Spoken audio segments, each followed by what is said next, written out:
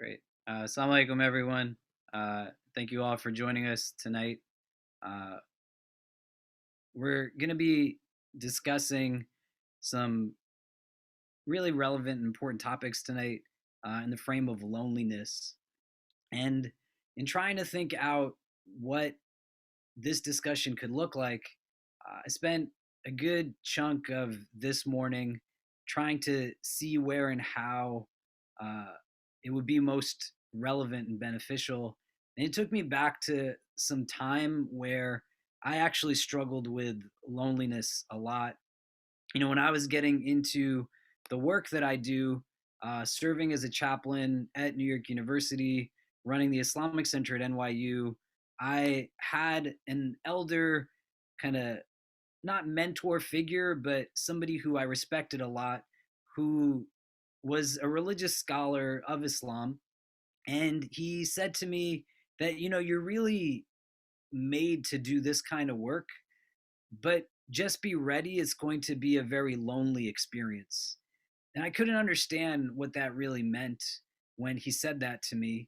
And it only hit me once I got into my career that I now found myself in a space where the irony of the situation was I was surrounded by so many people, a community that was not necessarily as large as what we have now at the Islamic Center in NYU, but still made up of really amazing individuals. The crux of it being a student based population that was so energetic and unique, and others who helped to build out what we have as a center these days. But despite being surrounded by so many people, I felt myself in a place where I just didn't know how to be or how to belong, if that makes sense. And the consequences of it were very easily visible in my own day to day experiences, where I was getting sick quite often, my weight was fluctuating a lot. I was in a constant state of just tiredness, and it just felt like everything was quite stressful. And in trying to understand what was happening there for me in my relationship to myself and this prism of loneliness, I didn't really have any deep connections to so many different things, inclusive of individuals.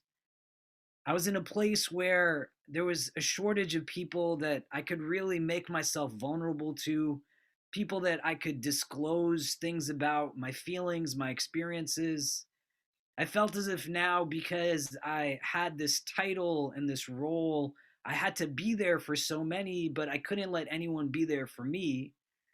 And then, in the prism of anti Muslim sentiment, Islamophobia, etc., I was constantly in spaces where my name and my entire narrative was just stripped of me, and I was only Muslim, and I had to also represent all of Islam to all people, and it was exhausting. And one of the things that started to happen was that things just didn't feel good. I just felt very confused. I felt very lonely, which was to me very different from being alone because I had a lot of people around me. I just didn't know who to connect to in which way.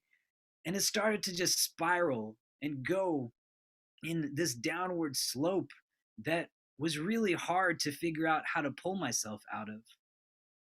And in seeing what I still don't know is either causation or effect, whether the loneliness created, my physical health conditions, my kind of exhaustion on a mental exhaustion level, my own spiritual kind of just fumes I was running on, or if these were variables that were just creating now more multiplication to the loneliness that I was feeling. But there was definitely a synergy that was there, and recognizing that these were things that now had a relationship, but I still just didn't know what to do about it. I was also in a sphere at that time when I was trying to figure out what so many things just meant to me, and people were pulling me in a lot of different directions. But the challenges that started to come up were things now that I just kept putting on the back burner. I didn't address fully.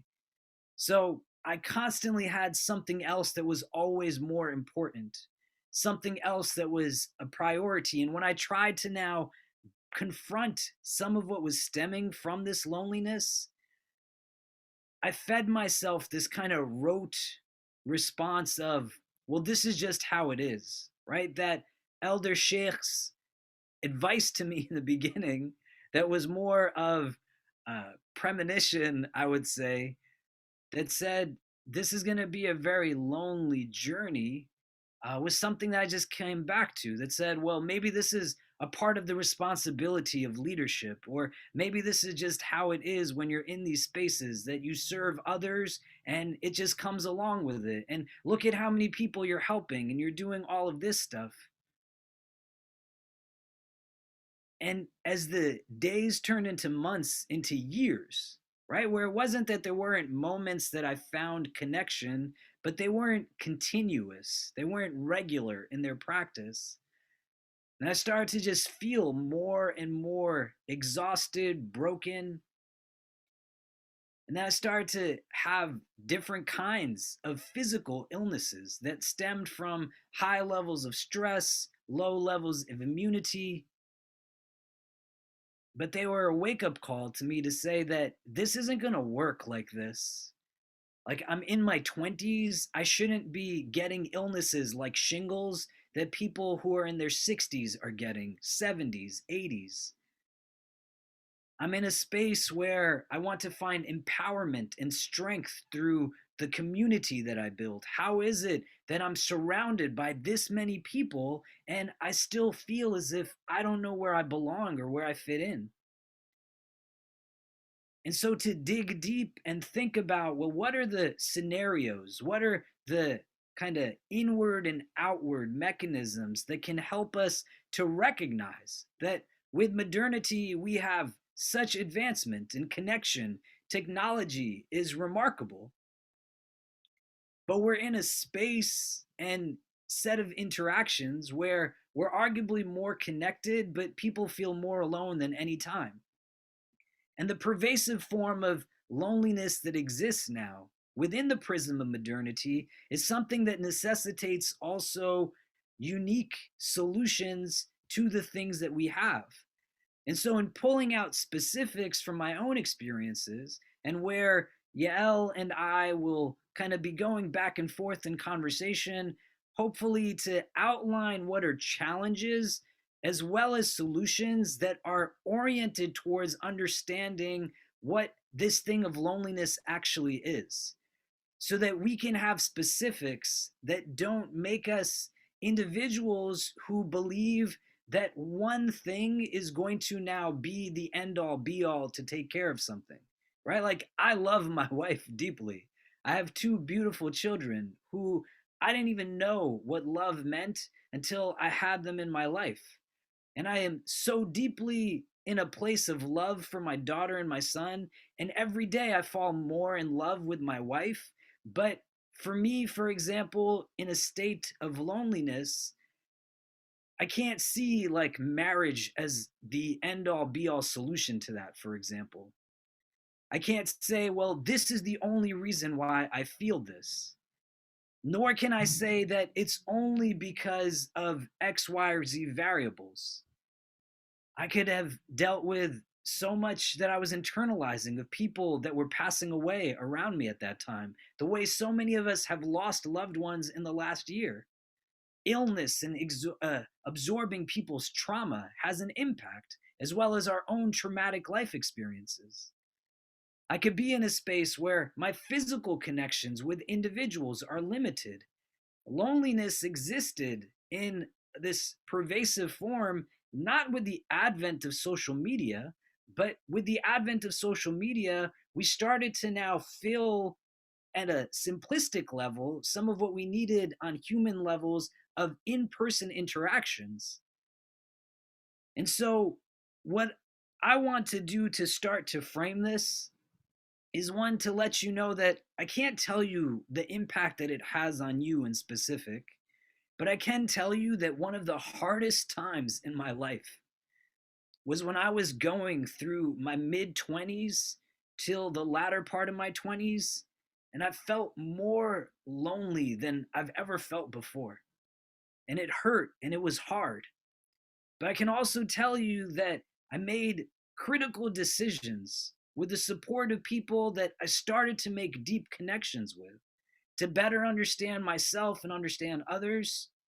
And the paradigm shift that comes now from that inward state and inverting perspective has left me in a place where I'm comfortable in saying that there's ways to pull ourselves out of it. And some of what we're hoping to share with you all tonight is in that frame of how can we start to orient ourselves in a direction that allows for us to move strategically, individually. I can't tell you that there's one catalyst for everyone because everyone lands on loneliness for a different reason. I can tell you that it's more rampant these days than anything else. But hopefully, we'll start a conversation tonight that, God willing, inshallah, will continue in your individual lives. Another reason I wanted to introduce you all tonight to my good friend Yael Shy is because aside from the amazing work that we have benefited from her being a founding director of global spiritual life at New York University and so much other stuff that she's done that's amazing, is that she and I co-teach a class together at NYU that's called What Really Matters: Leadership with No Regrets. And what she brings in terms of an understanding of the inward, meditative practice, contemplative practice, the opportunity within this prism of modernity that has this pervasive form of the ailment that is loneliness, a means of understanding and training that teaches us how to just stop and pause to reflect and be still. And to recognize that with modernity, there's also a diminishing in places of stillness to now create through the work that she's doing, through her mindfulness consulting company that she started, an opportunity for us as attendees here to really benefit from her work. And she's somebody who I could tell you, we have 125 students in our class this semester. And every semester we get more and more students to sign up for our course. But every semester we also get students who respond to us, send us emails later that say that you've helped us to understand how to deal with some of life's challenges a little bit differently. And I can tell you that what she offers in the work that she does is really meaningful and things that we could benefit from. And so, over the course of this conversation, we're going to introduce you to some different things and some ideas. But I wanted to do a quick, not formal intro of Yael, but just let you all know that one, she's somebody I respect a lot. She's done a lot of amazing things. She's got a great book that she's written that's called What Now? Meditation for Your 20s and Beyond, that we use as a core text in our class. And you can learn more about her work and engage what she does at yaelshy.com. And I'll speak more about that again before we wrap up tonight. But I wanted to pass it back over to Yael now, and to let her give us some kind of thoughts and framing remarks as well, and maybe give us some insight on, uh, why she suggested loneliness as a topic tonight and where she feels like this is something that's relevant and interesting for us to engage in.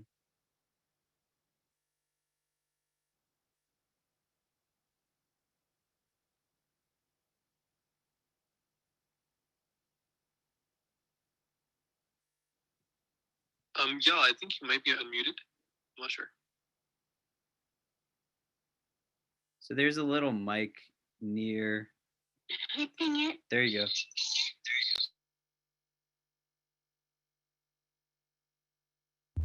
go. Okay, I think I'm unmuted in all places. So what a beautiful introduction, Imam. Latif, and thank you so much for that. And thank you for having me here in this beautiful community and beautiful space together.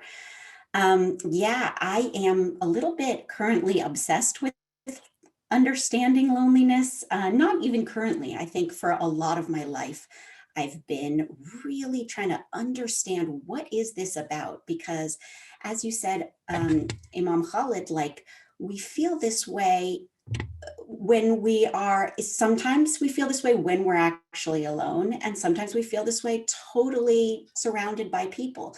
And so what is it then if it's not about being alone, if that's not the factor, like what actually is it?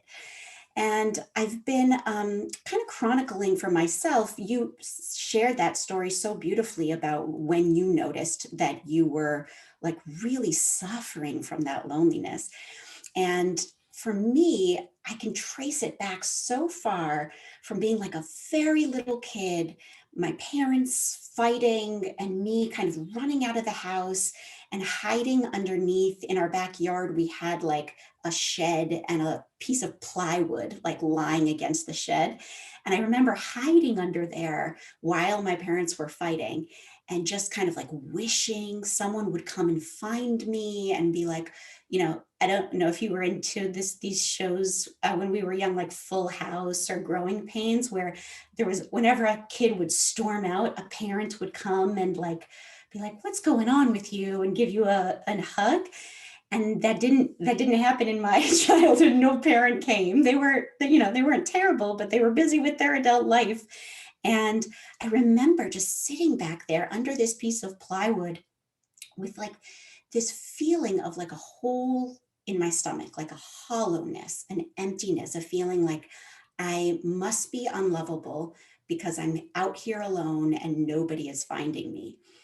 And then fast forward, my book, as you mentioned, is about meditation for people in their 20s. And one of the central experiences I had in my 20s was just being like desperately lonely all the time. And I had some friends and I had some relationships, but I didn't know how to like really bring my full self. And so the relationships were generally bad and the friendships were sometimes good, but they were few. And I felt just totally like there was something wrong with me, that I played kind of scripts in my head, probably formed at the time I was that little kid behind the plywood, but it carried with me just saying like, well, there must be something wrong with me. I'm never going to find love. I'm always going to be alone. It's just obvious. It felt sort of like the loneliness was like a punishment. And I started, as I became more interested in meditation. Now I'm a meditation teacher, and I've practiced extensively in the Buddhist world as well as the Jewish mindfulness world. And I started to kind of really start to examine, what are these stories that we carry around and what is their function? Why am I holding on to this story of me being unlovable? What is it doing for me? And gradually, by like really looking there and peeling back the layers, I started to see a whole lot of things were there in the loneliness: longing, desire, yearning, and also like a way to keep myself company. I would be keeping myself company with like my own voice and my own stories. And that's what was happening as these stories were perpetuating themselves and perpetuating themselves. Like I found your story so fascinating because as I'm running through all my stories, I never really thought about the leadership loneliness, but it's so real. And that story there that you said to yourself, like, maybe this is just how things are, and that there couldn't possibly be another way. And that those kinds of stories are a huge element of loneliness. And a way that we work with them is to start to try and, I think, uncover what they are and question, does it have to be true? Or is it true? How did it get formed? And what might there be a different truth there in that story that we're living with day after day? So that's just a not so brief, but an intro to like a little bit about my loneliness story and how I started to interrogate these pieces that felt like they were just truth and like just my life.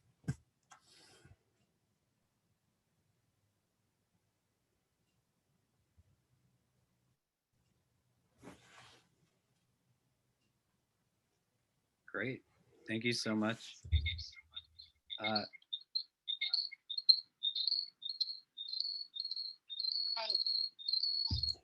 so maybe we can start out with some definitions of loneliness, right? What is it? How do we define it?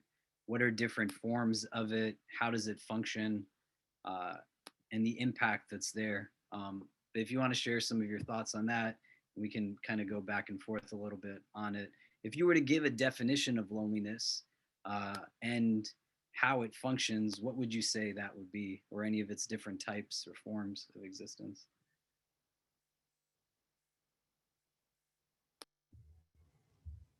Um, so I think I'm not a administrator on the clubhouse. I think that's what's causing the trouble, or like a host. So I'm not able to mute or unmute myself, but um, I don't know. Maybe somebody can help me with that. You can just Uh, keep going, but you should be able okay. to at the bottom of your screen to the right, Hmm. there should be a little unmute button on your mic. Okay. Now it's working. Okay. Okay. So definition, it's fascinating. It's a hard one. I mean, I think for me, it boils down to a belief that we are separate from others, that we are cut off or different or separate from others. Like, I think when you boil it down, that's the experience, whether it's, separate from others, like, because we actually physically are, but I think it's more of like an internal experience of separation, as if we are not um, completely interconnected with other people. And sometimes that separation is us separating ourselves from others. Like, I think you can tell me, but I wonder if that's sort of part of how you shared in your story. And also, I think in my story too, like just feeling like I couldn't ever find anyone to date, or that the dates would always go bad. It was sort of a not full coming forth, or not really feeling like I could bring my full self and have it be received by others. What's does that resonate for you? How does that feel for you? Yeah, definitely. And I think what I would add to that is that the state though of that disconnection renders discomfort, right? Like you're in a space now where it's creating inward agitation and feeling as if, you're on your own in a way that isn't empowering or renders resilience, but it says that nobody else gets what it's like to be you. And in order to now formulate any kind of movement forward, you have to start to let go of certain parts of yourself. Maybe if I change the way I dress, more people will like me. Maybe if I start to do this, more people will accept me. And the solutions become very external, and none of them create real kind of contentment or balance. But where and how that loneliness is rooted internally, inwardly, and it requires a sense of emotional awareness that can name it and then recognize, well, this is something that I don't want to have as a part of me. But I think that understanding of the absence of kind of connections, to feel separated from things, right? And to be in a place where it doesn't even create kind of a sense of you're just kind of floating here and there, untethered, but you're separated from things, but you still feel like you're tied down, right? You feel like there's something that's shackled you in a way that is very heavy, and it's creating now these kind of consequences in other parts of your life, right? It's hard for me to find presence in the work that I do. It's hard for me to find meaning in, the kind of outside of work activities that I'm in, right? If you're like a religious or spiritual person, it starts to impact like my presence in meditation, in contemplative practice, in recitations of scripture, or in prayer. Like it now starts to bleed into everything else and becomes a vision modifier that is really hard to know how to navigate, and to figure out, well, what do I do with that? Where do you think it where do you think it comes from, right? Like, what's like some of the roots of, the stigmas around this? Because if arguably we're in a place where so much of the world deals with this, right?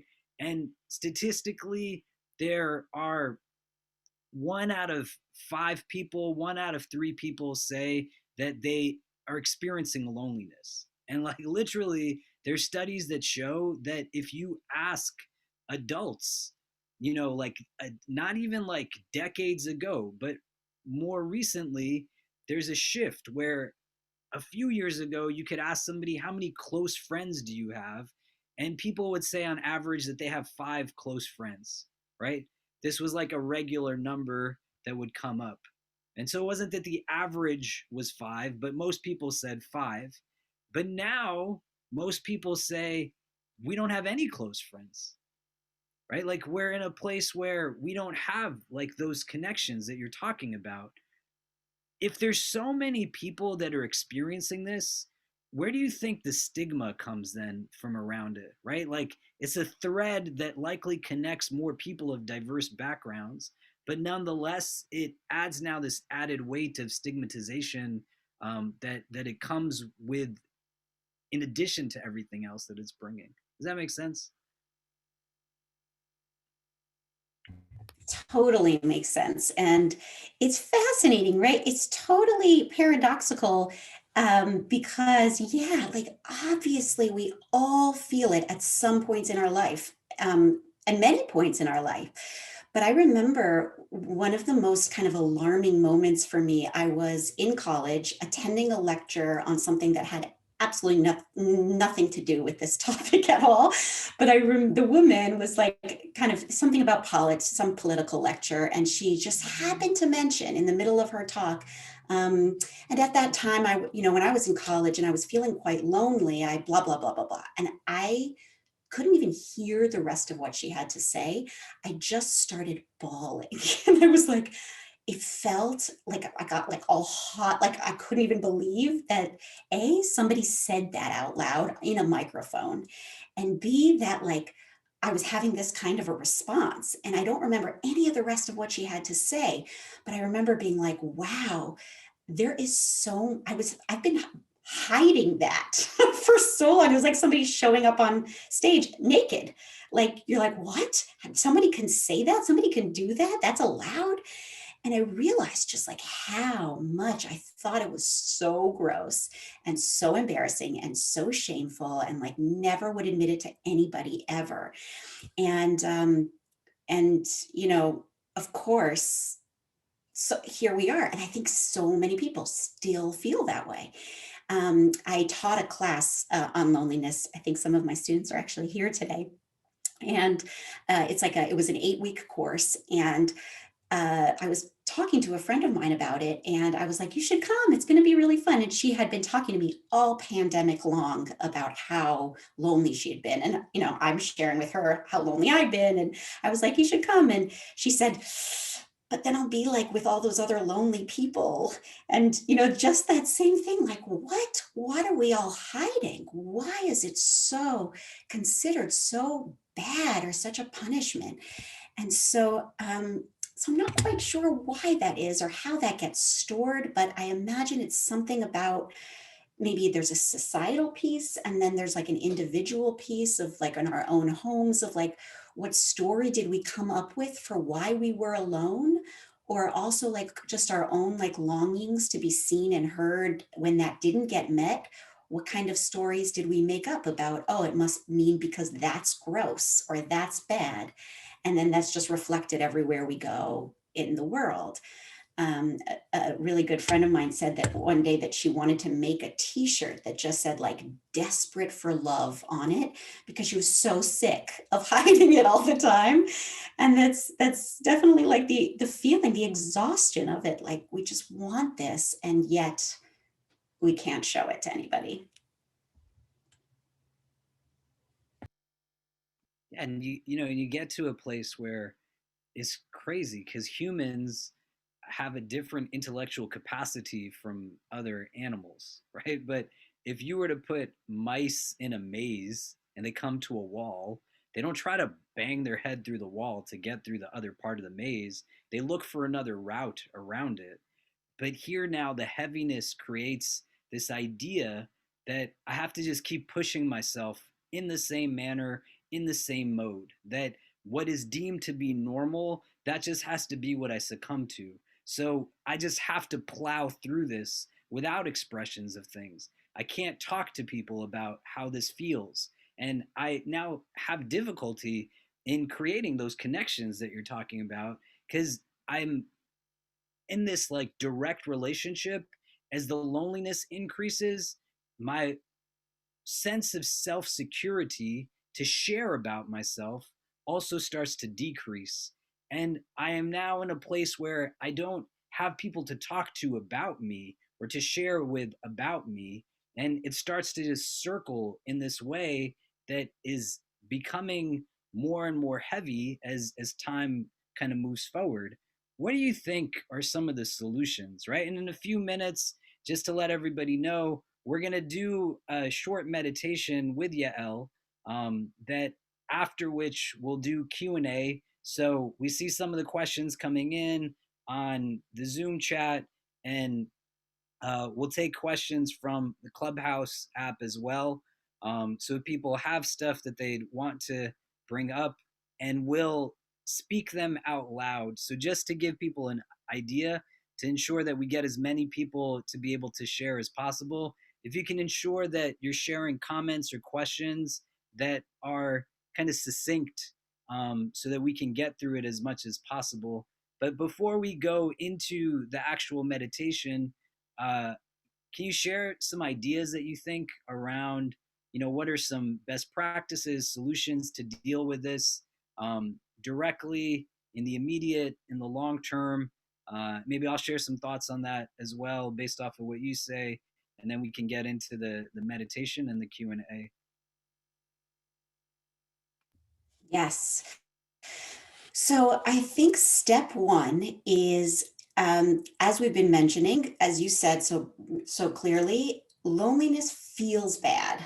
Like there's no real way around that. It feels really bad, whether it feels like a weight or it feels like something in your stomach or it's manifesting in these kind of physical symptoms. And so our natural response to things that feel bad is to try and get them out of our system, to try and to distract ourselves or, I mean, usually we try and distract ourselves or to try and think positive or whatever. And I think step one is to not try and distract yourself or think positive. In a sense, step one is to just say, this is happening. I feel this way. To stop adding extra suffering by trying to push something away from us. And so that's the first thing, is to just be like, yeah, loneliness is here in my system right now. I feel lonely. This is the truth of the matter in this moment. Just to name it, to kind of put down your weapons against it, and to really feel that this is what is happening. And then maybe notice, where do I feel it? How do I feel it? Does it feel like, a pit in your stomach? That's how mine felt for a long time. Or weight in your shoulders. How is it manifesting in your body? In a mindfulness world, we always kind of go to the body to try and understand how a feeling or emotion, a mind state is being processed in the body. The body has so much wisdom to process emotions. The mind is terrible at processing emotions. The mind just goes in loops and loops and circles and drives us crazy. So we really want to start to feel in the body, what's happening here? Can I drop into it? Can I feel it? And then becomes this practice of really examining the stories that I mentioned, stories about our own worth, our own lovability, our kind of the fact that we are that we are connected, deeply, deeply connected. And all of the stories that tell us otherwise, just kind of starting to really recognize, question, is this real? Is this right? Is this true? And could another story possibly be the real truth that yes, we are loved and we're worthy and we're connected? And then the final step, I think, which is the kind of external move, is to say, who can I reach out to? Where are my relationships? Where can I really fully bring myself? Even if it's just your own mirror to begin with. Like, can I look in the mirror and say, okay, yes, like mom Yael is showing up today, but there's also over there, there's like fun Yael, and over there, there's, troublemaker Yael, and all of them are a part of me. And I see you, troublemaker, fun party girl, like whatever it is, like the parts that are not being seen on a regular basis every single day. And then hopefully there's people we can reach out to, there's community that we can show up to and really bring our full selves. Even if it's not a lot of people, if there's just some people that you can really be there with and connect to and be heard and be seen, then that goes a long way in alleviating some of that loneliness. Did I miss anything? What do you have to, do you have any others that I left off? Yeah, I think on the connection level, especially within the pandemic, uh, April and May a year ago in New York was crazy in New York City, and the isolation factor was now just further amplifying what so many of us are dealing with in terms of loneliness. Uh, and so trying to like think out in this state of how you're saying, like you start to relate to your inward differently and you're paying attention to what you can understand of yourself, right? Because this is the paradoxical nature of the self, that you can learn about the self through the self. And it becomes the biggest indicator about self awareness. And so, how do we start on gradual levels and not have these like grandeur kind of sense of this is where my self worth is attached to? And I was in a place where it was hard, right? My body like went from illness to illness. I didn't get COVID, thank God, but I started with herniated discs that led to stomach ulcers. Then I had like random hives break out all over like my body, and my doctors had no idea what was going on. uh, and so the connection piece, was not just now, hey, how do I reach out to those who I can engage virtually, but how am I also making sure that beyond like the simple hello to the bus driver, I'm just asking, how are you doing? And I'm deepening a connection there, right? And literally in the last 2 weeks, when my kids have tried to get on the bus across the street from our house, a New York City MTA bus, and the bus driver's pulling away, three different bus drivers on 3 different days stop the bus in the middle of the street because they know we're coming onto it. But it's because we built a connection. And that connection has reciprocal senses of kind of increase, right? That you start to talk to the person who is selling you your coffee, or you ask like the essential workers in the grocery store, how are you doing, in a way that benefits them but also starts to deepen connection, right? That's not going to just be the sole part to it, but in a pandemic, which is real hell for a lot of people, that you start to think about strategically, well, where are all of these other people? So I don't have this absolute perspective that says I don't have any room to connect to anyone, but I'm going to the grocery store. I can talk to that person. I can ask them, hey, how's your family? What's going on? I can say thank you for working at this time, but we start to build that connection. And then thinking out, well, what's really missing here, right? Like in the Quran as a text, there's a verse that says that we have been made into nations and tribes lita'arafu, so that we know one another. And that knowing is like rooted in acquaintanceship. It's not just like abstract knowledge, but it's experiential knowing. And I think the individualism that society is built upon as a byproduct of supremacy that is very egocentric tells us to now engage in this sense of self rooted in individualism, where like we really need tribes to function, and in a space now where we have this ever increasing diversity, how do I build a tribe that I have regular interaction with? right? I had like two or three friends in the course of the pandemic that in the last 3 months, as people have gotten vaccinated and other things, I would go and sit with them for dinner or other things, coffee, regularly, once a week, purposefully. Again, like taking on my own loneliness kind of variables, even where I'm at today, and say, I don't have to wait for somebody to ask me. I'm going to call someone and say, hey, in the last 3 weeks, I've been more exhausted than I have in the previous 3 months before that. And a thing that I was reflecting on in these last 2 days is trying to think out what you and I would be talking about was that one of the things that was missing in the last 3 weeks was I stopped going to see those two or three people on a weekly basis.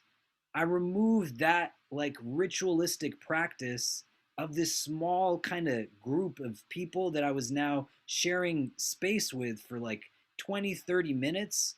But it was enough to give me like a reboost and a recharge that I didn't even know that I needed until I started doing it, but also until I stopped doing it.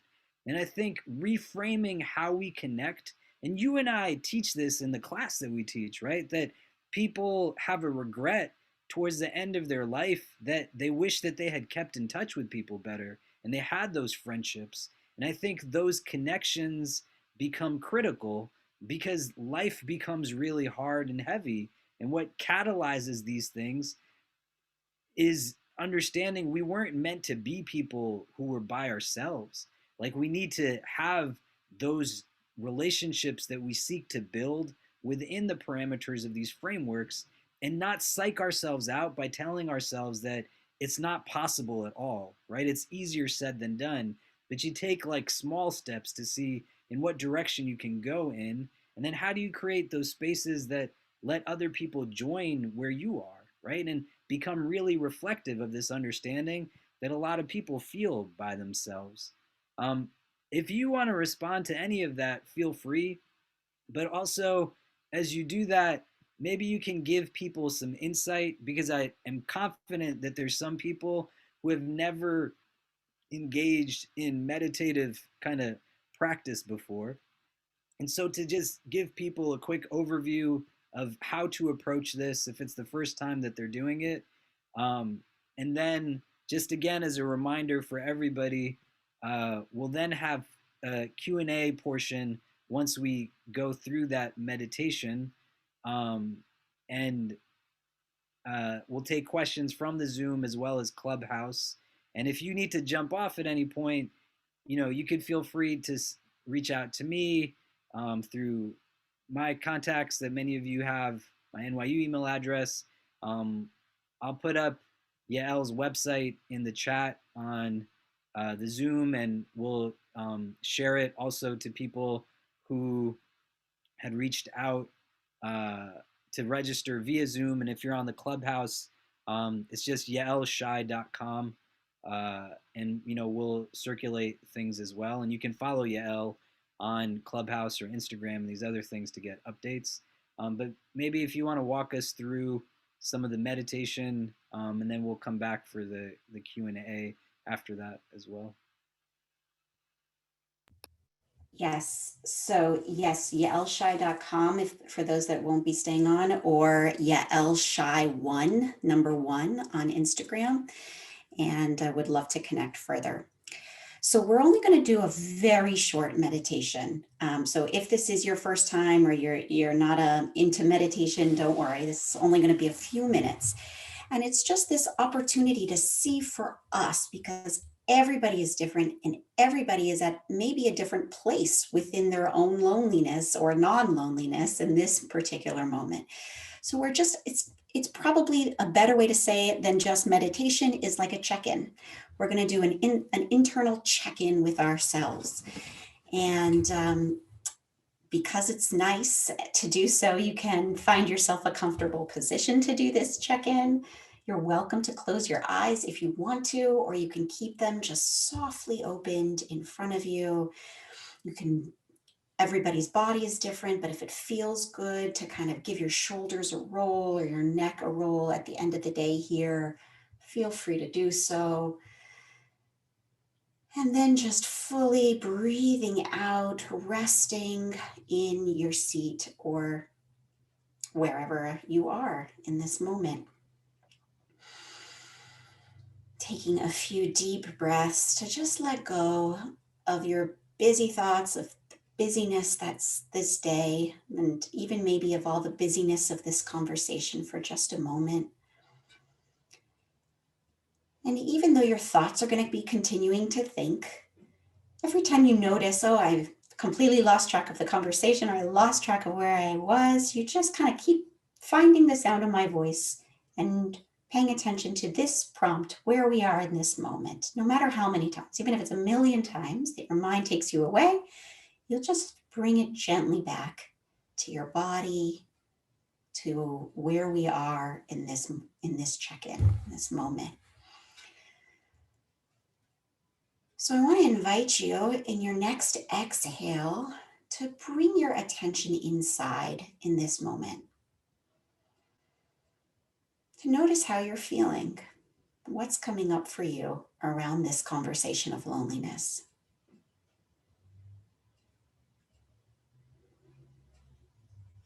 Maybe it's reminding you of your loneliness, or maybe it's helping you feel less alone. Maybe you have a lot of questions, or maybe you're just listening calmly. So just whatever is coming up for you, whatever's alive for you in this moment, we want to acknowledge it. Almost like you're taking attendance in a classroom and you're just kind of touching the heads of the children. This is what's here. This is what's present.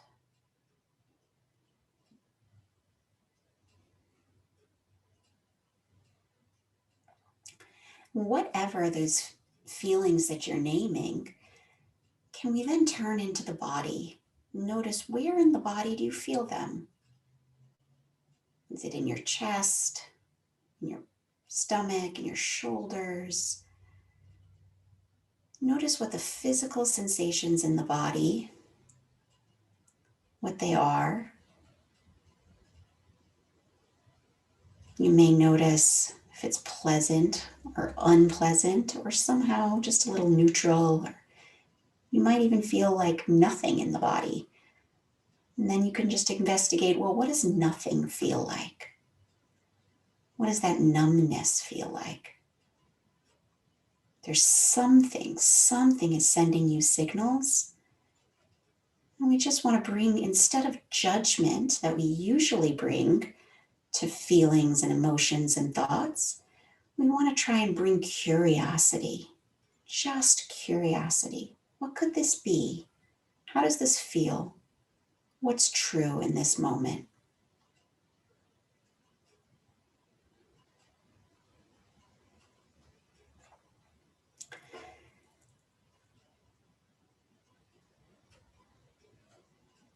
And I want to invite you to bring to mind a time that you felt lonely recently. Maybe it's now, maybe it's a long time ago, but any kind of memory that comes to your mind about your particular loneliness.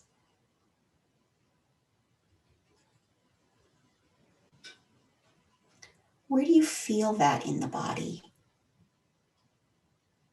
What are the sensations?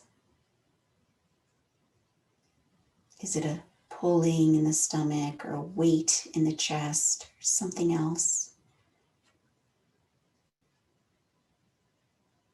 Try and soften when you feel this feeling, when you recall this feeling. We don't want to fight it. We just want to notice what it felt like.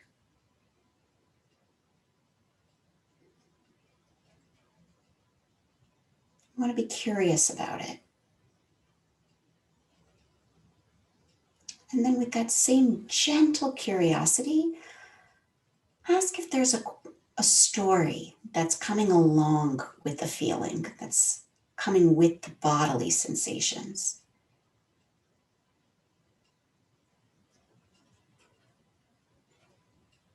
Is there a story about nobody understanding or being separate or different than other people or not belonging?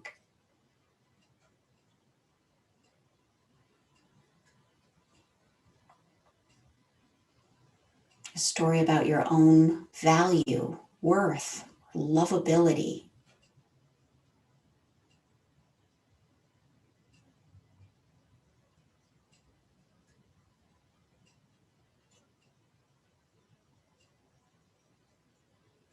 And just, again, with just curiosity, we don't need to judge any stories or get rid of any stories. We're just shining a little light of awareness on them.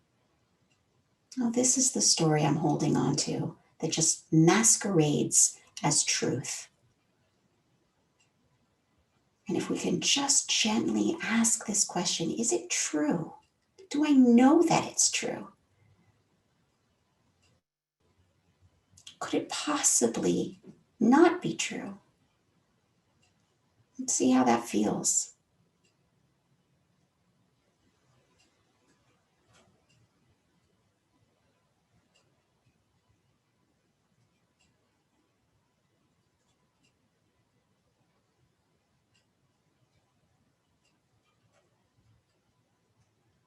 And finally, to just notice if part of the loneliness, if underneath the loneliness is just this raw feeling of longing or desire.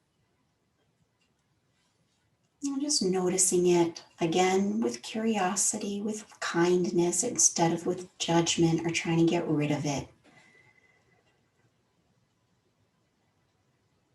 What if that longing is a good thing? What if that moves us into greater connection with ourselves and others? Making space for it.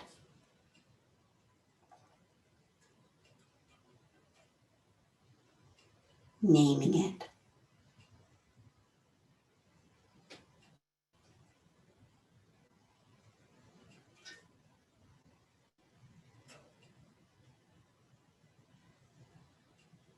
And when you're ready, you can just take a few deep inhales and exhales, whatever's happening within in this moment.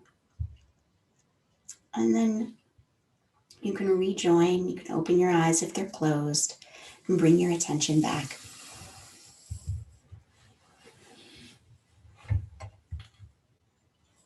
So thank you for being brave and trying that little practice together.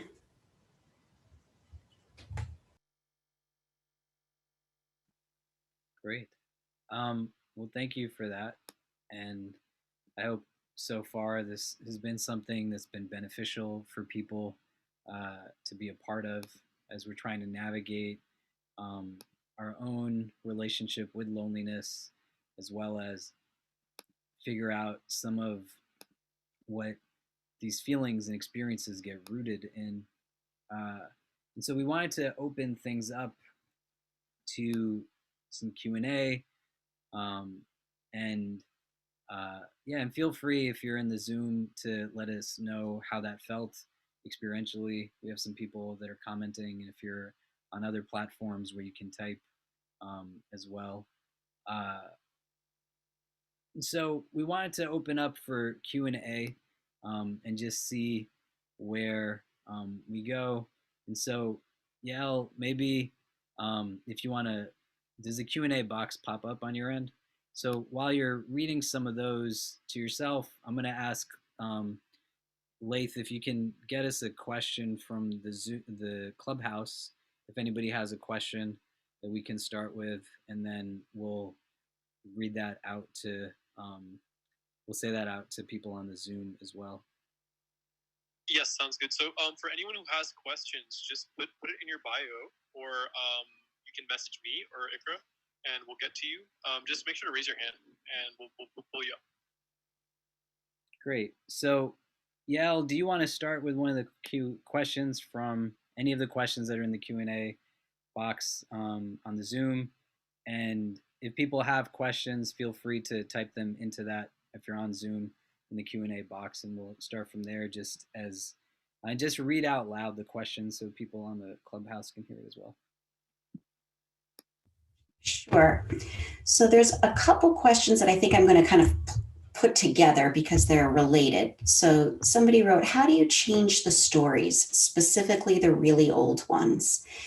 And another person wrote, um, maybe we hide from acknowledging loneliness because it points to a deep internal story about our inability to be loved. So the first is, you know, a kind of comment. Perhaps that's why we're hiding from loneliness or the stigma around loneliness, but it's related to this painful old story, these old stories that are a part of our experience. So, how do we change them? I think that I think I'm hearing an echo for, but I'll keep going. Um, I think my experience is that they're there, they're lodged in us, these old stories that are painful, that tell us things about our worth and our lovability, because they're longing to be healed.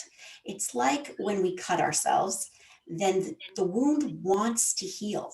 That's what we want to do, and our inner life is the same. We were wounded, that those old stories are painful, even though we, carry them through so much of our life, and they want healing. So that healing can come in a number of different ways. Um, I'm a big fan of kind of traditional therapy, which has helped me a lot, as has meditation and prayer practice, where the beginning of all of those kind of healing modalities is just turning towards the pain, turning towards the place that's painful. It's like if your hand was bleeding, you wouldn't be like, let's like pretend this hand isn't bleeding, let's like walk around, let's talk to people and like just keep shoving the hand down, or worse, even like re-wounding ourselves by saying like, must be terrible that I have this wound, let's just ignore it. We tend to the wound. We try and look at it. We say, like, how did this come to be? How did I start to get these stories? Who was the first person that either told me this, or when did I create it? And then asking, like, what function did it serve? Because so often these stories that are really wounding to us actually were the best we could come up with at the time that we were quite young, because it was sort of a choice between, like, implicating our parents, and that would be very, very hard and scary for someone who's young, or it's implicating ourselves. Oh, I must be bad. Yep. Are they bad? Am I bad? Nope. I'd rather I be bad than like the people that are in charge of me getting my next meal. And so these get kind of get into us very young, but they were there to try and protect our relationships, our family relationships, our parents.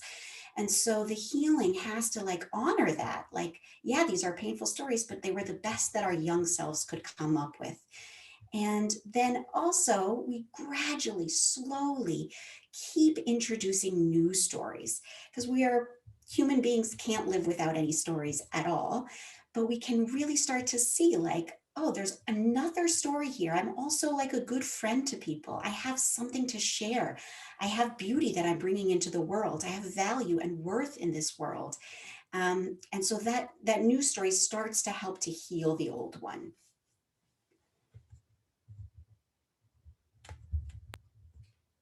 Great. I think an anecdote that I like to share with people, that kind of highlights some of these things, and you can read about it, from like a cognitive behavioral therapy standpoint.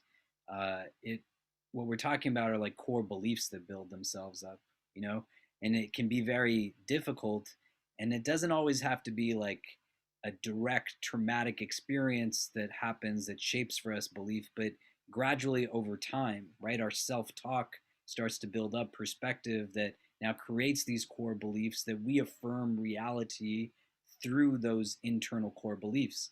So if I have a negative core belief that says I'm not worthy of love, then I'm going to see reality through that prism.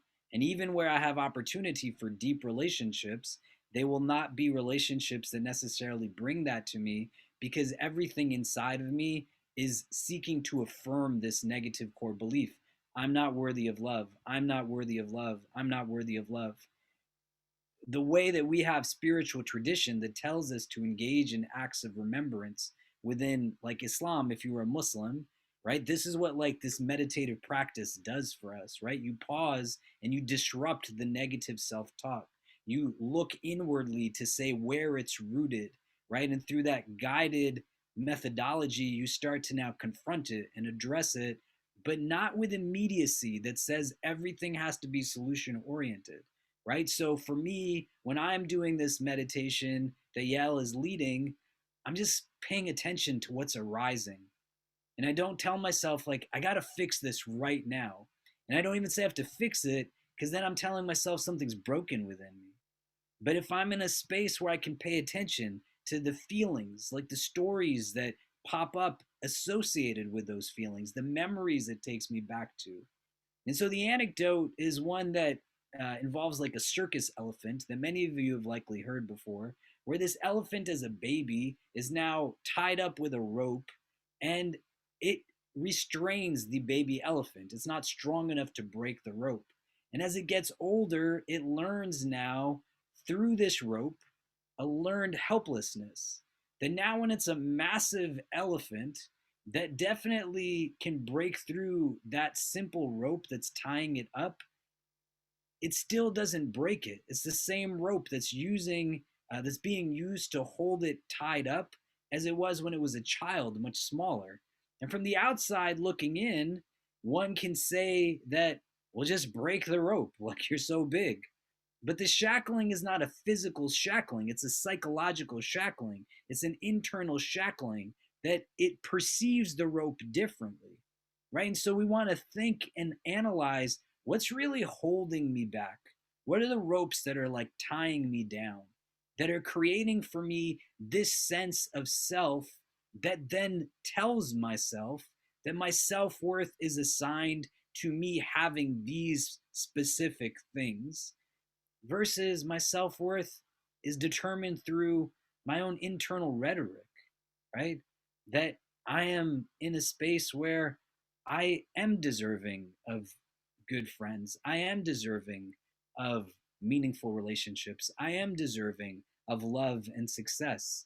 And it's hard. It's hard to unlearn those things, but it's going to be even harder if we pretend like they're not there, right? But the acknowledgement of, well, what is this rope that's holding me back, will then help to figure out strategically. And that's where the practice of reflection becomes important, because you got to first see what's popping up before you can address it. And if not, you're going to just tell yourself that, well, it's only because of this. We're going to keep banging our head against it, hoping that it's going to fall, but it's just going to hurt ourselves more, right? Like, if you had a physical wall that you kept hitting over and over, why would your head not hurt? So if you have an internal wall that your heart is just pounding against over and over, your thoughts are just thrusting you against over and over, why wouldn't you hurt inside, right? And so you stop for a minute and say, I don't want to hurt like this anymore. This isn't something that is making any sense. And then you start to figure out, well, who are the people that I can turn to, the strategies that come into play that can help me to delve a little bit deeper into this. Yael knows, as many of you do, that I talk a lot. And so I want to just be mindful of people's time, that we're not going to have a problem if people need to jump off, because I know we had said this was going to go till 9:30. Yael, do you have a few more minutes to maybe respond to a couple more questions? And maybe if you want to just take them still from the Zoom, and I'll see if, if we have any that are coming up on the Clubhouse, we'll then go to that next. But if you want to take one from here.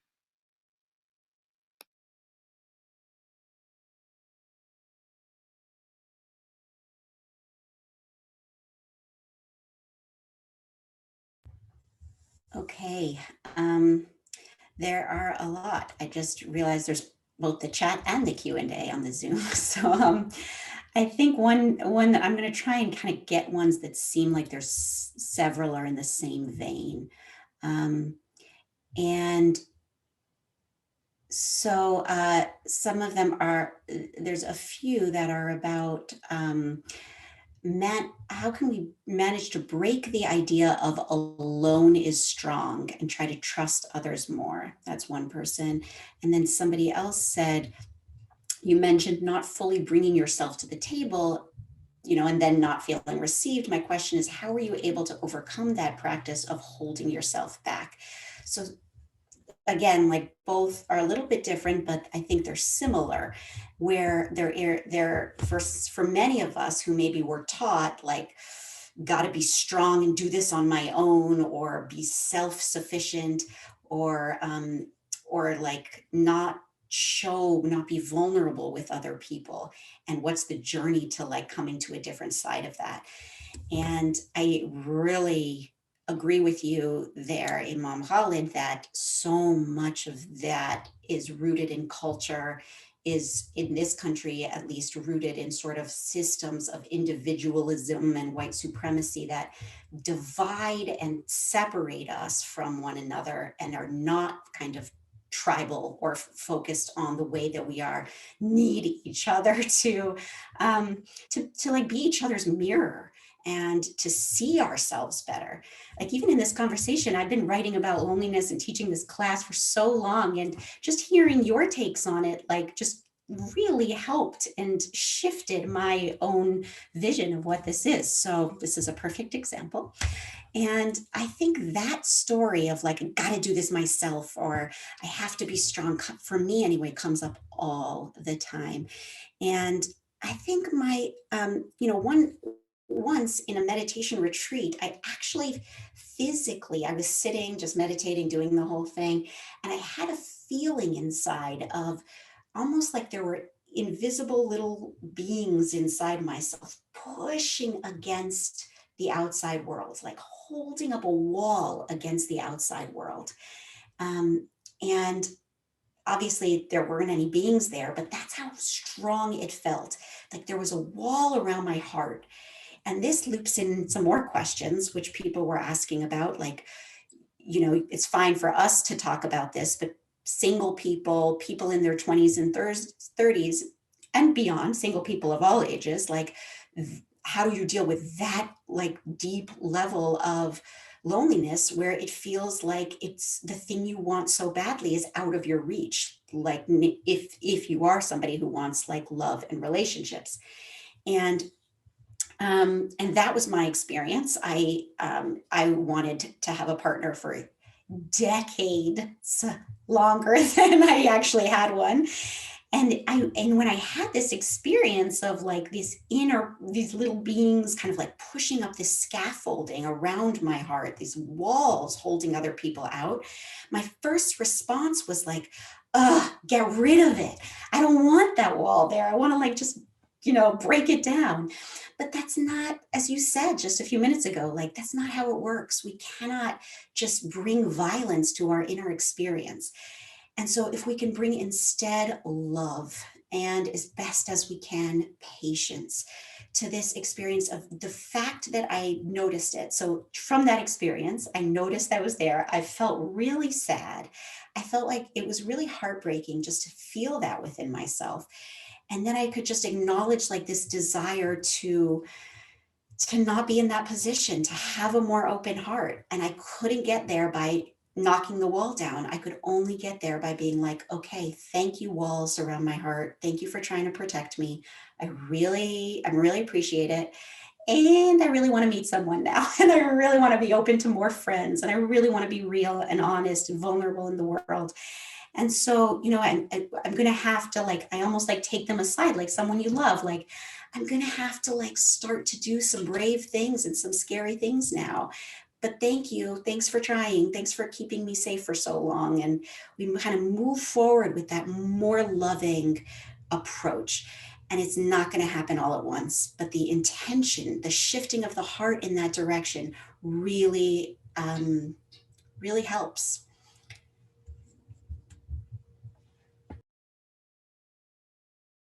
So, somebody asked, how do we create a tribe? And I would say, just if you have regularity of convening on things, right? Like, there's a reason why within numerous religious traditions, inclusive of our respective traditions, that people come together in the form of like ritual practice. And it's not just about the individual, but the communal experience theoretically, right? Like any tool, it can also become something that can become exclusionary as opposed to inclusionary. But when you're building something, you want to think, well, what are the things that I can build that address this, but also address a sense of self understanding? One, statistically, people who come together, even to just talk about, like, what are ways that we can engage in like self care or like better, like, kind of feelings of like inward balance and contentment. They just say like, what's like our, what are we working towards, like what are these types of things. Just having those conversations for 30 minutes in a week, an hour in a week with people with regularity, it starts to now shape like our perspective and our vision, because we don't get that necessarily in these other spaces in a consumer driven society, right? There's an advantage to us not being reflective in certain types of spaces, but you start to come together. You can create a tribe that is around like exercise, around cooking, around like watching a movie. You can create things that are around particular identity variables that you find to have kind of deep connection to, and you start to then say, well, how do I build with others around this? Because I know it's something that is who I am and I connect with it, and it'll start to render. But a key variable is going to be like consistency, right? Regularity. If I only engage in something once and then don't do it for a year, then it's not going to start to weigh out a balance in a space that's imbalanced, right? But for me to say, hey, where can I prioritize myself in my routine? How do I start to design my life knowing that someone else will design it for me if I'm not doing it? And I now bring in key moments that don't have to be like week long vacations alone, but can be like a day a week, a day every 2 weeks, where I am saying that I know this is something that I need for my own rejuvenation, I need for my own recharge. And it helps me to now not just tolerate the week ahead, but to see it through a different vision and perspective, right? And if all of us who are here today would honestly say to ourselves, not to everybody else, but just you talking to yourself, what do you do in your routine with regularity that demonstrates your own self care and a sense of self that has you now convening not in the spaces that you're quote unquote supposed to, but in the spaces that are going to bring some of that healing and that inward strength? And that could be with a handful of friends. That could be with people that you are related to. It could be like multiple spaces, but it's going to look different for all of us, right? And figuring that out. And a part of that is going to have to deal with like really thinking about who is it that I am, right? What is it that I am looking for in some of this? And not just the spaces that, you know, everybody else is kind of like flocking to, right? So you like to go to museums, you can find people to go to museums with. You like to watch like old documentaries, right? Then old documentaries, coffees, etc. On a communal level, if you feel like you have an idea of something that we can be doing as a center, then you can reach out and say, it would be great if we could start X, Y, or Z thing. So you don't have to do it alone. And that's something that I'm happy to try to figure out how to facilitate if it's like reasonable. I can't say that everything is going to come across the board, but we can start it. This is why we started, for example, a running club at the Islamic Center, at the IC, so that people could come together. They'd go run in Central Park pre COVID, and they would then build kind of that as an opportunity of creating community. And on a weekly basis, this was something people started to do in large number, and they started to look forward to it. And it started to shape how they saw the rest of the week, but also how they started to see themselves because they had an inroad to a space that they felt like they could belong on their own terms, and it started to revamp what it meant to be connected now, if that makes sense. Yeah. um we have a couple of questions on the clubhouse. Maybe we could take those all together, Lath and Ikra, and then Yael, if you want to just tackle those and just say them out loud here on the Zoom so people can hear it, and then we'll maybe wrap up after that.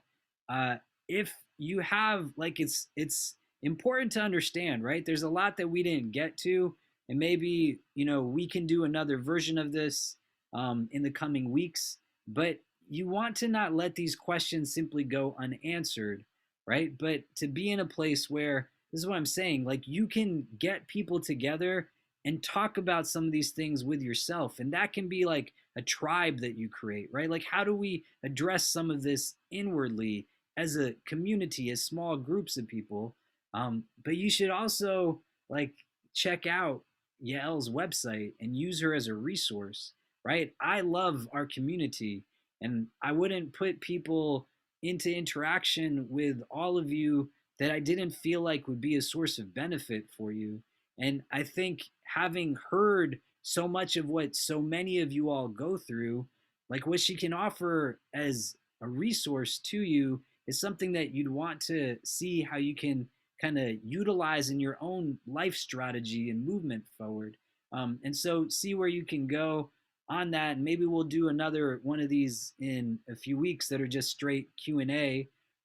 But Lath and Ikra, if you want to maybe pull some of the people up, and sorry, I'm like an old man and I didn't make you all moderators to kind of do that up until like a minute ago.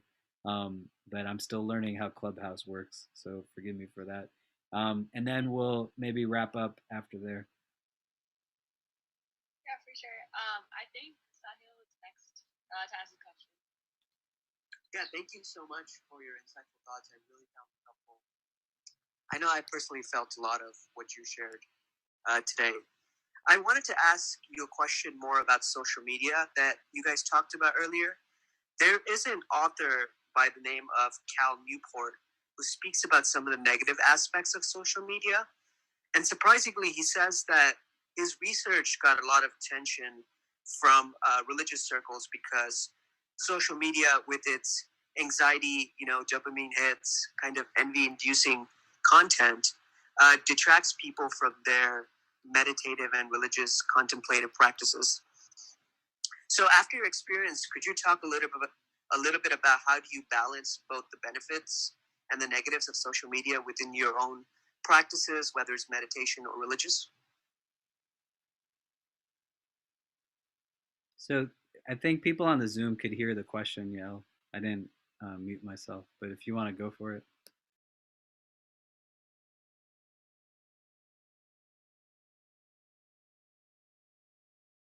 Sorry, we're just negotiating the different mediums. So yes, we heard your question, and I think people on the Zoom, it sounds like you could hear the question as well. Wonderful question. And it is 100% a balance. And I think so many of us have probably felt the lift of social media when we're feeling lonely. And then, at least in my experience, the dopamine hit is so short-lived compared to the feeling of the vast emptiness that opens up when I'm just kind of mindlessly scrolling. Even though 9 times out of 10, in my experience, the reason I reach for social media in the first place is because I'm lonely.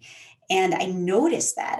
Or most of the time, actually, I don't notice it. I just reach and I start scrolling. And it gives you that little bit of a hit, especially, if you post and somebody likes it.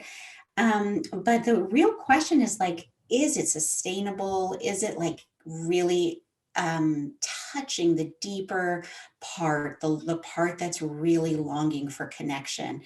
And everybody has to ask that question for themselves.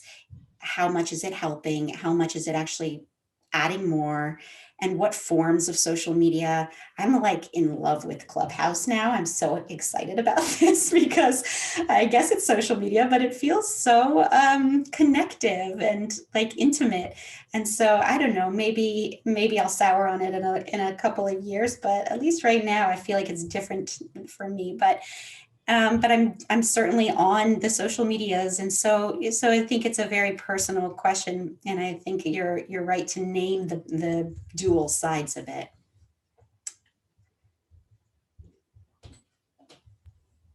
Uh, just really quickly, I think what's interesting now is there's social media rehab centers that have opened up in the country, and a good number of the people who are admitted into these rehab centers are young men who have video game addictions, right?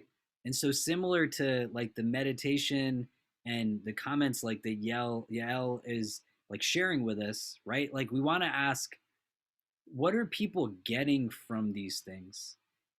And it's not a good or bad or right or wrong, but if what we're seeking from it actually like what it is that we need, right? So you can get, for example, utilizing the young man who gets admitted for video game addiction when he's playing a game like World of Warcraft or Fortnite or anything else, seemingly it's creating a sense of belonging to something, but still in an individualized kind of sphere, right?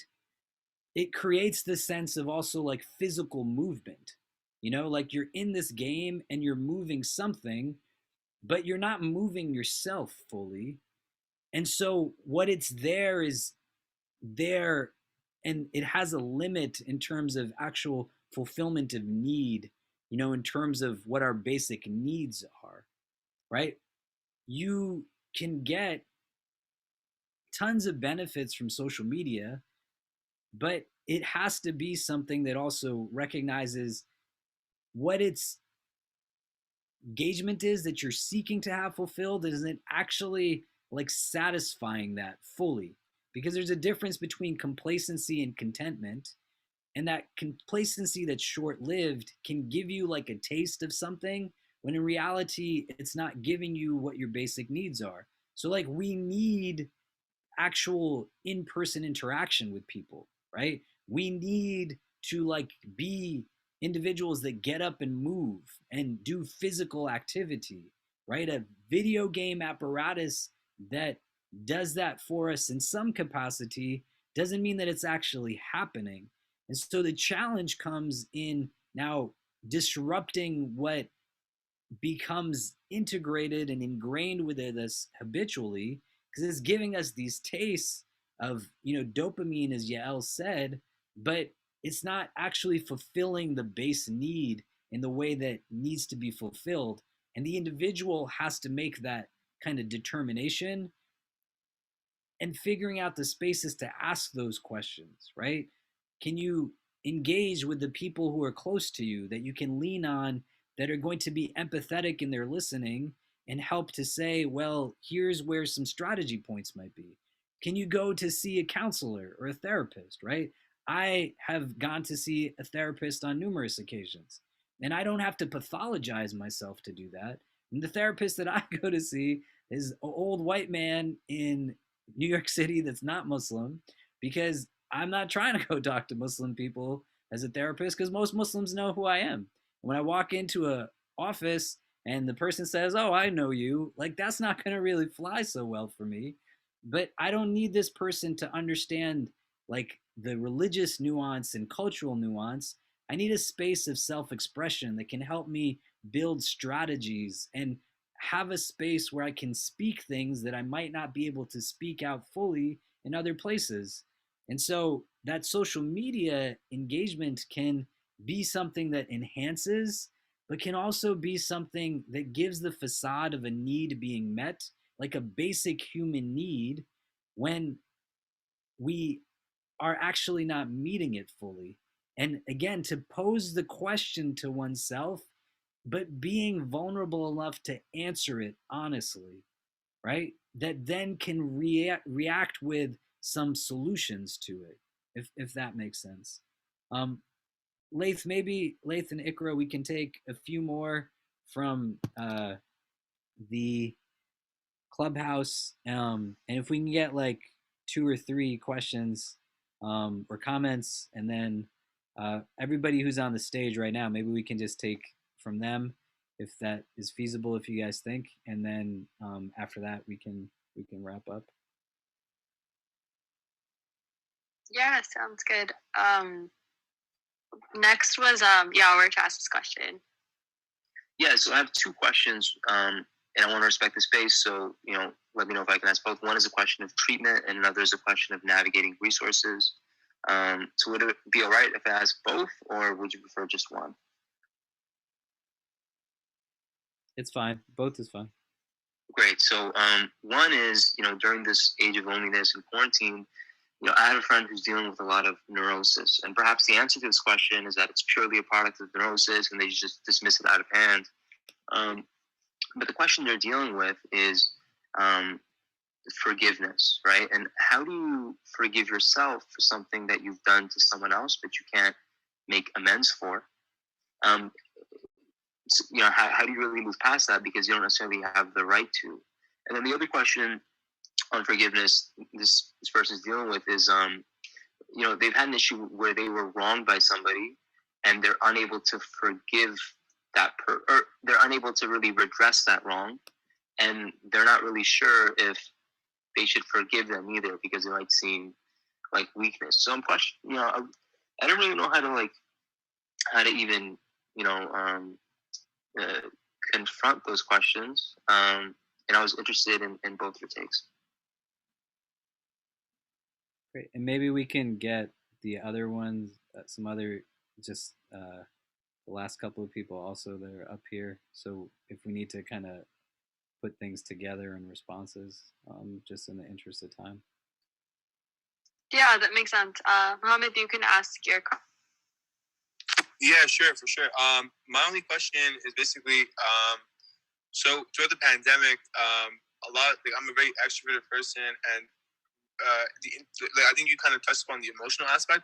But the thing is, one of the things that I find very pivotal is the aspect of learning. And I find that in-person learning, some of the things that I learned about, like bouncing ideas off people and stuff like that, is something I don't really get from like meeting an individual over Zoom or over text, right? A lot of times I get that like feedback, which I find is very fundamental to my learning. So I'm curious to know what your thoughts might be on that. So that's all. Or a remedy. Could I just drop in my second question as well, super quick, which is, I don't necessarily have a lot of experience in the field of mental health or knowledge of it, but I did read this one book, Man's Search for Meaning. And I know that book was I found it pretty incredible, but I know that the sort of the worldview espoused there is distinct from other schools of thought within mental health. I also know that it became very popular with people of Abrahamic faith. So I'm curious, how do you really navigate within resources within mental health and see like what would connect with people who are more religious, I guess, because I realized that book was somewhat unique. Yeah.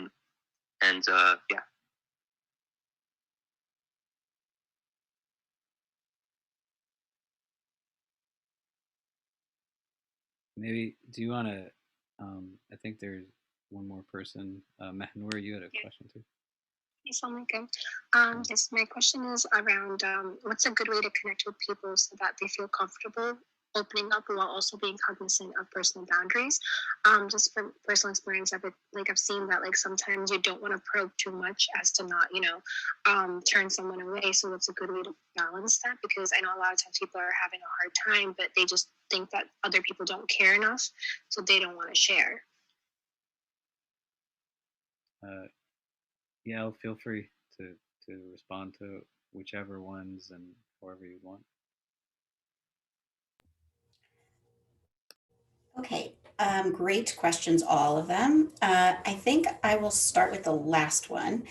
And I think that's, first of all, just such a beautiful question. How can I help people to feel safe with me or to feel like they can share with me?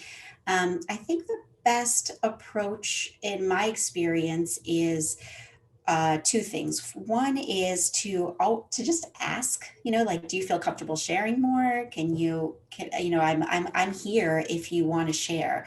Just letting people know that you're available, and if they choose not to or they're not able to, just don't take it personally. It might be a much bigger story, a lifelong journey for them, and it doesn't mean that you did anything wrong.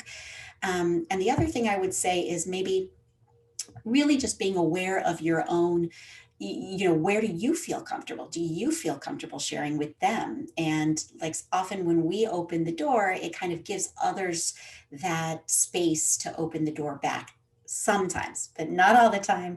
So all you can do is just kind of let them know, like, I'm here for you. If you ever want to talk, I'm here for you. It's like a really lovely thing to offer and say to people. And I guess I'll also just kind of speak to the learning issue. I hear you. I myself have such a hard time sometimes teaching on Zoom because I too like really rely on body cues, on people talking and riffing out loud, and it's a much different experience doing virtual learning as both the learner and the teacher. And so I hear you, and you can notice that about yourself. And then what I'm trying to do from the teaching end is also just realize, like, well, what does this other medium provide an opportunity for? What other ways of learning are available through this mode? And I found in teaching, like, I kind of love the chat. Like, I love people having this kinds of in real time conversation, digesting, like saying encouraging comments while I'm teaching. It feels so nice, and we don't get that in person. So maybe there's something like that for you, something that, like, oh, well, you would definitely learn better the other way, but maybe there's something that you can hold on to that can deepen your learning in this other mode, just while we sort of have to be in that mode. I'll let you take either those questions or the other ones if you want. Sure. Well, I think from like a surface level, questions on forgiveness might not necessarily seem like they're directly related to conversations on loneliness, but we'd want to be able to see how an absence of forgiveness uh, can definitely render loneliness within us inwardly if we're not receiving uh, both forgiveness from others, but also are not being forgiven by others, right? And so, in both roles, whether I'm the one that is apologizing or being apologized to, if there's a wall that comes in where there's an absence of either of those roles, like someone is not apologizing to me or someone's not accepting my apology, they can now be enough of a catalyst to build out feelings of loneliness, right? And this is where we were saying in the beginning that there's not a one size fits all kind of cause that brings someone to loneliness. It's very hard to be in a place where forgiveness is something that is absent of one's life experiences. When Yael and I teach our class, we drill down to our students that forgiveness in large part is for the forgiver, that you have now this process that is a mechanism to resolve feelings of indignation, bitterness, resentment, etc. But if the bridge is forgiveness and it's taking you from a place of anger to a place of calm, or a place of agitation to a place of tranquility, or a place of unease to a place of rest, the starting point and the ending point is still you as the one who is forgiving. And that becomes now an important thing because, especially within the prisms of like spiritual conversations, religious conversations, we fall into these platitudes that say, to be forgiving is just the easiest thing. You have to do it. And the negative self talk makes it hard when real life experiences make it hard for us to forgive somebody.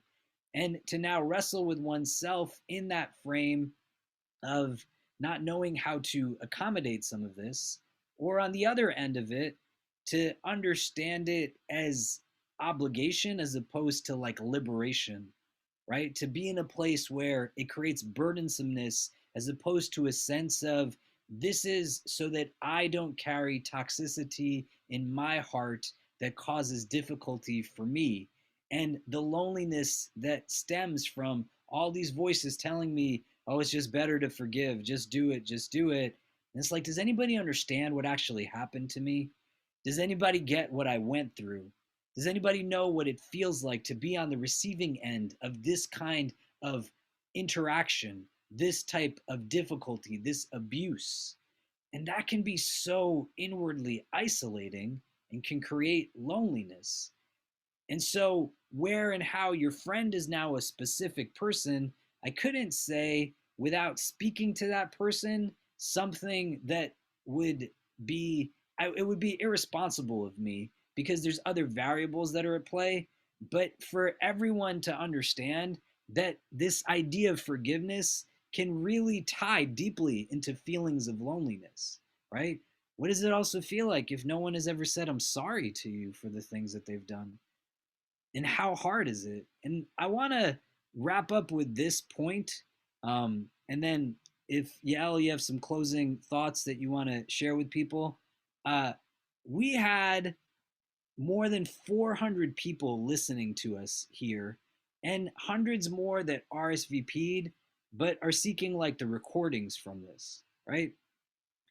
Which gives us an indication that a lot of people are not really feeling so good inside right now. And this is after a year of buildup of Zoom fatigue when people are trying every reason to not get onto these types of platforms because work is on it, classes are on it, everything is on it. But there's an exponential increase in the number of people that wanted to be a part of this conversation. And we see how many people have specific questions around it. And so I want to give you a few insights. One, a lot of people feel very alone right now. And so it's really important to be checking in on people, seeing who it is that you can think of that even if somebody else might be reaching out to them, you're just reaching out to say, how are you? Do you need anything? Right? Is there anything that I can do for you? And that can be people in your age group, people who are from your kind of office or whatever else. But also, if you're a young person and you know there's an elder person, like a widow in a community that nobody else is reaching out to. You come from a very homogenous community that's very ethnocentric, and there's some people who are of different races and different cultures and different ethnicities. Who's reaching out to them to see that, hey, everybody hasn't forgotten you, we're thinking about you? And you start to then think about where and how gatherings that are built off of a paradigm of inclusivity, they look for reasons to bring people in, not push people out, right? This is where like gatherings that are rooted in divine elements are distinct from human gatherings because our gatherings are more so based off of who we exclude and not just who we invite in to share space with us, right? Like we work at a university and universities exemplify this. When I worked at Princeton, Princeton wasn't just about certain extracurriculars and SATs and all of that stuff, but Princeton was beyond letting in people of a certain grade point average, etc., was also Princeton because of who it did not let in, who it kept out. And if they started just letting everybody in, they wouldn't be Princeton anymore. We can't identify our gatherings through those prisms because it's lending towards unhealthiness. And you got to just think, as hard as it is to feel certain things, there's a good chance the person that's there across like the aisle from you on a bus, or the driver of the bus, or the guy that's working behind a counter at a store. You know, my son and I went to a Baked by Melissa to pick up some cupcakes on our way to have dinner at a friend's house. that we've been interacting with in the midst of this pandemic. And they had some kids, so we said, let's get some cupcakes. And my wife and my daughter were standing outside, and I went inside and I started talking to the guy behind the counter. And I just said, how are you? Do you need anything? And I own a restaurant. And so I know that like my staff has two people on any rotation. Because what if one person has to go to the bathroom? This guy is working by himself. He's got no seat to sit in. And so he's standing on his feet for an 8-hour shift. He's in a space where it's just him in this store doing whatever he can do. And so I asked him that, hey, what's it like for you right now? And then I said, thank you for being here, because if not for you, we would not be able to get this, and my son and his friends wouldn't be happy. And he came from across the the counter, and he said, I want to hug you, but I can't, so can we just bump elbows? And he said, nobody has talked to me like this in so long. It took 2 minutes. And that's really like just some of what it's going to be about in the midst of pandemic as well as post pandemic. We live in a consumer driven society that tells us that our needs are rooted in advertising that's not just about selling to you something that will give you happiness, but the advertising also first creates within our psyche a sense of dissatisfaction, a sense of inadequacy, that you don't have everything you need, so buy this thing. And post pandemic, it's going to seek to bring everybody back to that mindset so that we're putting more into this individualized egocentric feeding that validates getting what we want above others' needs as well as our own needs. And you want to put a stop to it, because there's a lot of people who, even after the pandemic, they're going to feel alone. And you're going to want to be a reason why they feel like they're connected to things. So show up to stuff, because your presence will make a difference. And there's other people who it'll be much different when they come onto a Zoom and there's only 3 people versus there's now 50 people, and they can have like a real interaction with that many more individuals and build relationships. And the spaces you start to frequent now with friends that you might have real in-person interactions with, there's a lot of people who won't have it unless you invite them towards those things. So how do you start thinking about who you will build with and what you will build, so that nobody goes through this all by themselves, right? It's hard enough to deal with all of the stuff that we see, let alone having to do it on your own. And so where you can think there's a reason why people are searching for this, like create for yourself, even on micro levels, remedies, and the gain is going to be reciprocated, because now you'll have other people that you're associating with, and it'll start to break some of it down. Where we can be helpful in some way, feel free to reach out. I'm going to put Yael's website again up in the Zoom, and you can follow her on Instagram. You can follow her on Clubhouse, but check out her website and join in on things that she's doing. If you are part of companies where like work-life balance is non-existent, right? She does this for our business school at NYU. She's built out an amazing program that is unique and the best in the country in terms of mindfulness at institutions of higher ed. She can come into your office spaces and your companies and help build out programs that are orienting your teams towards more kind of cohesiveness and practice meditatively that helps with some of the things that we're talking about. And individually, you can also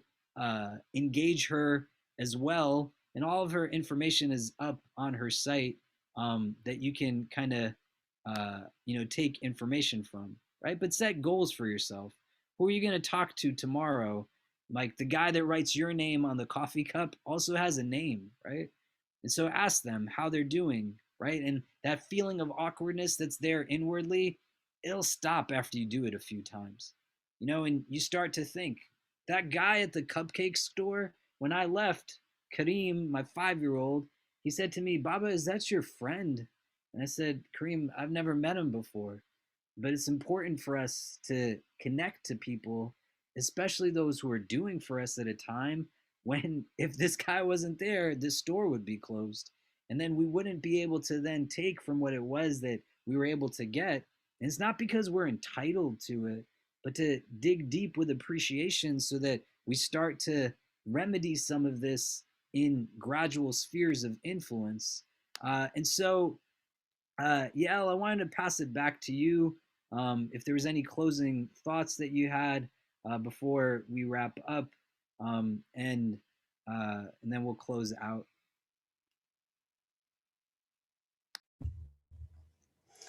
Well, thank you so much for that. Thank you for having me.